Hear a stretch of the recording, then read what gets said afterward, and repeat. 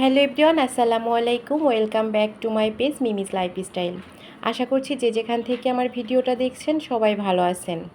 আজ আমি আপনাদের সাথে শেয়ার করছি ইলিশ পোলাও রেসিপি। ইলিশ পোলাও রেসিপিটা অনেক পুরনো হলেও যে কোনো স্পেশাল দিনে কিন্তু আমরা এই ডিশটা বাসায় রাখি। তো আশা করছি আমার আজকের ভিডিওটা অনেকেরই কাজে লাগবে, উপকৃত হবেন। আর ভিডিওটা ভালো লাগলে রেসিপিটা শেয়ার দিয়ে রাখতে পারেন। ইলিশ পোলাও রান্না করার জন্য আমি এখানে পেঁয়াজ, গোটা রসুন, আদা, কাজু বাদাম, কাঠবাদাম, পেঁয়াজ বেরেস্তা, টক দই সব কিছু গুছিয়ে নিয়েছি। আজ আমি রান্নাটা সব কিছু শিলপাটায় বেটে রান্না করব। এর জন্য আমি প্রথমে বাদামটা বেটে নিচ্ছি, তারপর পেঁয়াজ কুচি, রসুন কুচি, আদা কুচি সব কিছু বেটে তারপর আমি এখন মাছটা ম্যারিনেট করে নিব। তো একটা বাটিতে ফার্স্টে আমি দিয়ে দিচ্ছি টক দই। টক দইটা দেওয়ার পর আমি এটাকে খুব ভালো করে ফেটিয়ে নেব, না হলে লাম্পস থেকে গেলে মশলাটা স্মুথ হবে না। এর জন্য ফার্স্টে আমি টক দইটা ফেটিয়ে নিয়েছি। এরপর দিয়ে দিচ্ছি কাজু বাদাম আর কাঠবাদাম মিক্স করে যে বেটে রেখেছিলাম ওই বাটাটা। তারপর আমি একে একে সব মশলা দিয়ে দেব। পেঁয়াজ বাটা, আদা রসুন আর কাঁচামরিচ আমি দুইটা নিয়েছি, কারণ আমার এই কাঁচামরিচটাতে ঝালের পরিমাণটা বেশি। আপনারা আপনাদের বাসার কাঁচামরিচের ঝালের পরিমাণটা বুঝে দিবেন, কারণ এখানে শুকনা মরিচটাও ব্যবহার করব ঝাল এবং কালারের জন্য।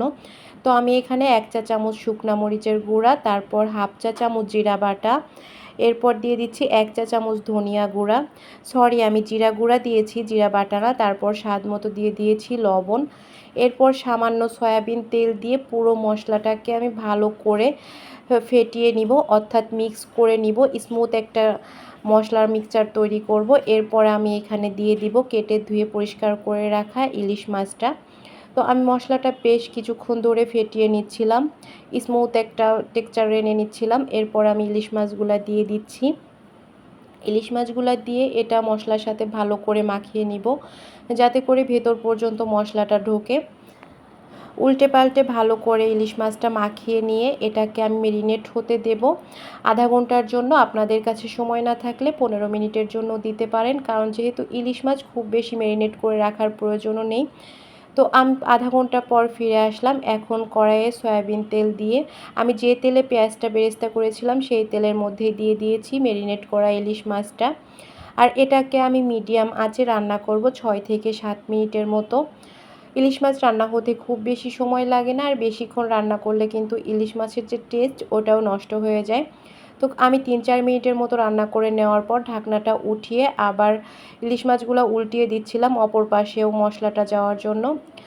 তো আমি 5-7 মিনিটের মতো 6 থেকে 7 মিনিটের মতো রান্না করেছি। এখন আমি মাছগুলো আলাদা করে তুলে নিচ্ছি, আর মশলাটাও আলাদা করে রাখবো, কারণ মাছটা আমি একদম রান্নার শেষে ব্যবহার করব। আর মশলাটা আমি যে পোলাওয়ের চালটা ওইটার সাথে ব্যবহার করব। তো আমি যে কড়াইয়ে মশলাটা রান্না করেছিলাম, ইলিশ মাছটা রান্না করেছিলাম, সেম প্যানেই আমি তেলটা দিয়ে দিয়েছি। এখানে আমি কিছু কাজু বাদাম ভেজে নিয়েছি, এটা আমি লাস্টে ডেকোরেশনের জন্য ব্যবহার করব।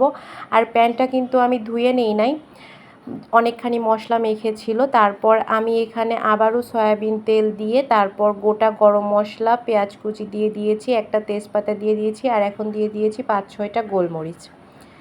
সব কিছুক্ষণ ভেজে নিয়ে তারপর আগে থেকে ধুয়ে রাখা পোলার চালটা দিয়ে আমি এখানে বেশ কিছুক্ষণ কষিয়ে নিব।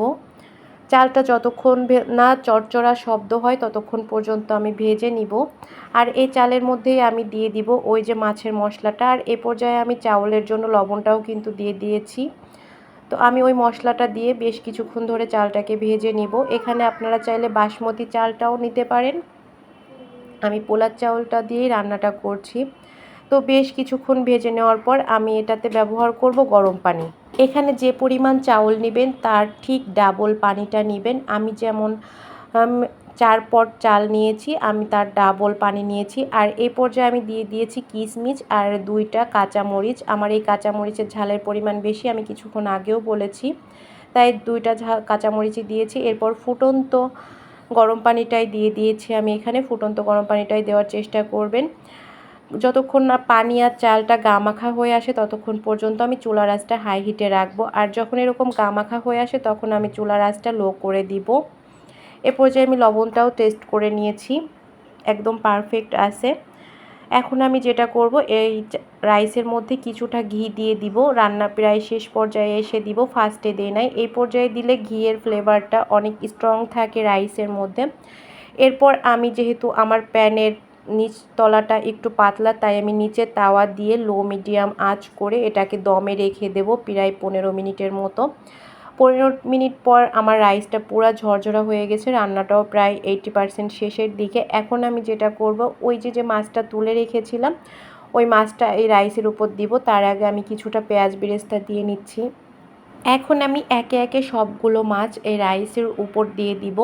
এরপর যে বাকি মশলাটা আছে ওগুলোও আমি উপর দিয়ে দেবো, যাতে করে মাছটা ড্রাই না হয়ে যায়। তারপর আমি যে কাজু বাদামটা ভেজে রেখেছিলাম, ওই কাজু বাদামটাই দিয়ে দিচ্ছি। এখন আমি আরও 10 মিনিটের মতো দমে রেখে দিয়েছিলাম। দেখেন আমার রাইসটা একদম ঝরঝরা আছে। আমি মাছটা আলাদা করে তুলে রেখে তারপর রাইসটা আমি তুলে নিচ্ছি, না হলে মাছগুলো ভেঙে যেত। এই তো আমি রাইসগুলো তুলে নিয়েছি আর মাছগুলো ওপর দিয়ে সাজিয়ে নিয়েছি, আর কাজু বাদাম পেঁয়াজ বেরেস্তা দিয়েও একটু ডেকোরেশন করে নিয়েছি। তো দেখলেন তো কত সহজে এই রান্নাটা করে নিয়ে যায়। আর এই রান্নাটা একবার বাসায় সেম রেসিপিতে করে তারপর আমাকে কমেন্ট করে জানাবেন আসলে রান্নাটা কতটা মজার হয়। ভিডিওটা ভালো লাগলে শেয়ার দিয়ে রাখতে পারেন। আসসালামু আলাইকুম।